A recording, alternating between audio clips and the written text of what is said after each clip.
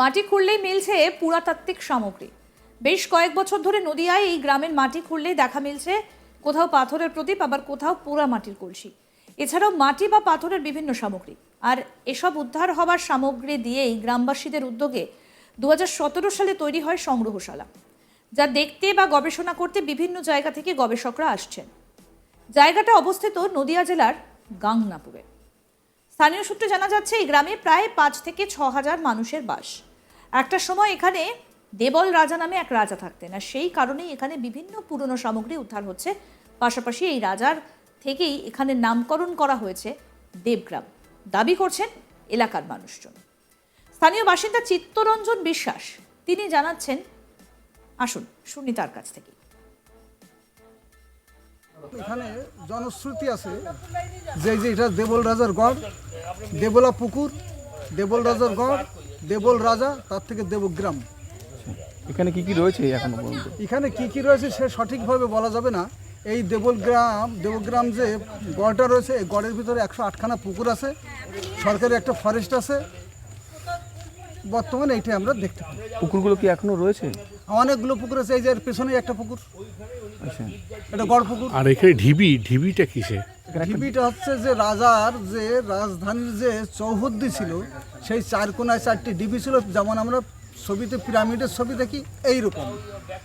আর তার নিচে যে ইয়ে ছিল, একটা পাড় ছিল চওড়া করে অন্তত পক্ষে 50 মিটার। তার নিচে ছিল পরীক্ষা, অর্থাৎ জল থাকতো। আর এই যে যেটা আপনারা দেখতে পাচ্ছি আমাদের পিছনে, এই যে নালা মতন, এটা ছিল হচ্ছে মরালী নদী। এই মরালী নদীর সঙ্গে এর ছিল একটা কানেকশন বা যোগাযোগ। এই মরালী নদীর জলে এটা সারা বছর জলে পরিপূর্ণ হয়ে থাকতো। আচ্ছা এটা ইতিহাসে বলে। আচ্ছা আচ্ছা, তা এখন কি অবস্থা? এখন সমস্ত পরীক্ষার ভিতরে লোকের বাড়িঘর হয়ে গেছে। 4 কোণার যে 4টি ঢিবি ছিল সেগুলো পাবলিক কেটে নিয়ে চলে গিয়েছে। আর একটি মাত্র ঢিবি ফরেস্টের ভিতরে রয়েছে, সেটা সমভূমি থেকে 150 ফুট উঁচু। আর এই ফরেস্টটা এখনো জীবিত আছে। এই আছে এই মোটামুটি। ফরেস্টটা কত বিঘা জায়গার উপরে? এটা 90 হেক্টর, 92.something হেক্টর। এক পর্যটক পারমিতা দাস কি বলছেন, শুনবো তার কথাও। এসেছিলাম স্যারের সাথে, আমাদের যে স্যার আছেন দীপক স্যার, তার সাথে আমি ওনার কাছে এই জায়গাটি সম্পর্কে শুনেছি। শোনার পরে আমার ইচ্ছা হয় যে আমি এই সম্পর্কে জানবো, তো তারপরে এখানে আসা। কি দেখলে? দেখলাম এখানে ফোর্ট রয়েছে, যে দুর্গ, সেখানে গেছিলাম, ওয়াচ টাওয়ারটা বোঝার চেষ্টা করছিলাম। তারপরে এই যে মেন যে স্যারের সাথে আমাদের পরিচয় করলেন দীপক স্যার আমাদের, তো তার কথা অনুযায়ী ওখানে গিয়ে সেগুলো বোঝার চেষ্টা করলাম কী আছে না আছে। তো সেই নতুন ইতিহাস কিছু কি মনে পড়ছে, বা এগুলো দেখে কিরকম লাগলো? ভালো লেগেছে। গবেষক ডক্টর বিশ্বজিৎ রায় বলেন, দেবলগড় অর্থাৎ দেবগ্রাম, এখানে প্রাচীন সভ্যতার নিদর্শন ছড়িয়ে রয়েছে। তার প্রমাণ মিলেছে এই গ্রামের মানুষ বাড়িঘর বা চাষ করতে গেলে মাটি খুঁড়লেই যে সমস্ত সামগ্রীগুলো উদ্ধার হচ্ছে, সেগুলো গুপ্ত যুগ থেকে শুরু করে পাল, সেনগুপ্ত, সুলতানি যুগে, এমনকি হাল আমলের নীলকর সাহেবদের ব্যবহারের সামগ্রীর নিদর্শনও পাওয়া যাচ্ছে। তবে তিনি দেবল রাজার বিষয়ে বলছেন যে জনশ্রুতি রয়েছে, ইতিহাস কোথাও বা কাগজে কলমে কোথাও প্রমাণ পাওয়া যায়নি। মৌখিক ইতিহাসে দেবল রাজার পর সেখান থেকেই দেবনগর বলে পরিচিতি লাভ করে। শুনব গবেষক ডক্টর বিশ্বজিৎ রায়ের বক্তব্য। আমরা এখন দাঁড়িয়ে আছি নদিয়া জেলার গাংনাপুর থানার দেবগ্রাম দেবল রাজা পুরাতত্ত্ব ও লোকসংস্কৃতি সংঘের যে ছোট্ট একটি মিউজিয়াম আছে, সেই মিউজিয়ামের সামনে আজকে দেবলগড় পুরাতত্ত্ব সংঘের তরফে একটি ক্ষুদ্র সম্মেলনের আয়োজন করা হয়েছিল, যেখানে রাজ্যের বিভিন্ন প্রান্ত থেকে ইতিহাস, ভূগোল, সমাজ, সংস্কৃতি রক্ষার সাথে যারা যুক্ত মানুষ, ঐতিহ্য রক্ষার সাথে উৎসাহী মানুষ যারা, তারা এসেছিলেন। তারা দেবলগড়ের বিভিন্ন প্রান্ত থেকে যে সমস্ত প্রত্নদ্রব্য উদ্ধার হয়েছে, সেই প্রত্নদ্রব্যগুলিকে সংরক্ষণ করা হচ্ছে মিউজিয়ামে, সেগুলি তারা দেখলেন। এবং এরপরে আমরা চলে যাব দেবগ্রাম জঙ্গলের মধ্যে দেবলগড়ের যে ধ্বংসপ্রাপ্ত অংশটি আছে, সেই অংশটিকে দেখবার জন্য। এবং এইভাবেই দেবলগড় সংস্থা বিগত প্রায় 1 দশক ধরে দেবলগড় প্রত্নক্ষেত্রটিকে সর্বসাধারণের কাছে তুলে আনার জন্য, বাংলার প্রাচীন ইতিহাস, সংস্কৃতি, ঐতিহ্যকে তুলে আনার জন্য কাজ করছে। আপনাদের সবাইকে দেবলগড় সংস্থার সাথে যুক্ত থাকার জন্য আবেদন জানাবো। এটা কত বছরের পুরনো যেসব জিনিসগুলো রাখা হয়েছে এখানে দেখলাম পাল যুগের সেন যুগের।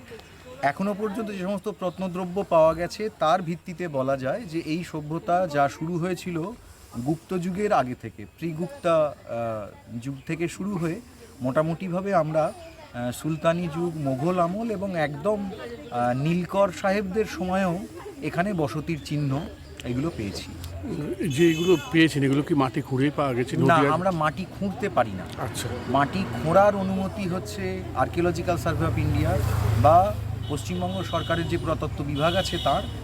আমরা যেটা করতে পারি সেটা হচ্ছে চাষিরা চাষ করার সময়, ঘরবাড়ি তৈরি করার সময় মাটির তলা থেকে যে সমস্ত প্রত্ন সামগ্রী বেরিয়ে আসে সেই প্রত্ন সামগ্রীগুলোকে সংরক্ষণ করার কাজটা করছি। ভেঙে ফেলে দিচ্ছেন, সেগুলোকে নিয়ে এসে সংরক্ষণ করছি, এটুকুই মাত্র।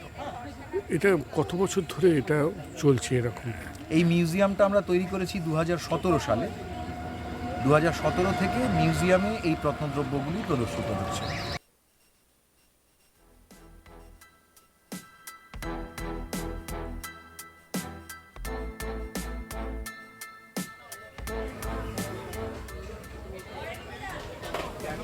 অবশ্যই আমরা থাকবো, অসুবিধা নেই। এটা কত বছর, এগুলো কত বছর পুরনো? মাটি খুঁড়লেই মিলছে পুরাতাত্ত্বিক সামগ্রী। বেশ কয়েক বছর ধরে নদিয়ার এই গ্রামের মাটি খুঁড়লেই দেখা মিলছে কোথাও পাথরের প্রদীপ, কোথাও পোড়া মাটির কলসি, কোথাও মাটি বা পাথরের বিভিন্ন সামগ্রী। আর এই উদ্ধার হওয়ার সামগ্রী দিয়েই গ্রামবাসীদের উদ্যোগে 2017 সালে তৈরি হয় সংগ্রহশালা, যা দেখতে বা গবেষণা করতে বিভিন্ন জায়গা থেকে গবেষকরা আসছেন। জায়গাটা অবস্থিত নদিয়া জেলার গাংনাপুরে। স্থানীয় সূত্রে জানা যায় এই গ্রামে প্রায় 5 থেকে 6 হাজার মানুষের বাস। একটা সময় এখানে দেবল রাজা নামে এক রাজা থাকতেন। সেই কারণেই এখানে বিভিন্ন পুরনো সামগ্রী উদ্ধার হচ্ছে। পাশাপাশি এই রাজার থেকেই এখানে নামকরণ হয় দেবগ্রাম বলেই দাবি স্থানীয় বাসিন্দাদের।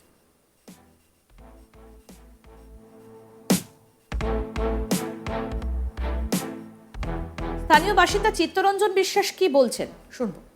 এখানে জনশ্রুতি আছে যে এটা দেবল রাজার গড়, দেবলা পুকুর, দেবল রাজার গড়, দেবল রাজা, তার থেকে দেবগ্রাম।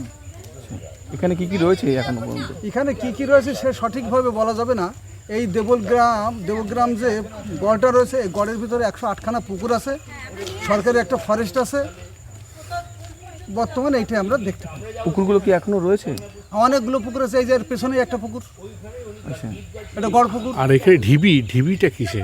ঢিবিটা হচ্ছে যে রাজার যে রাজধানীর যে চৌহদ্দি ছিল, সেই 4 কোণায় 4টি ঢিবি ছিল, যেমন আমরা ছবিতে পিরামিডের ছবি দেখি এইরকম।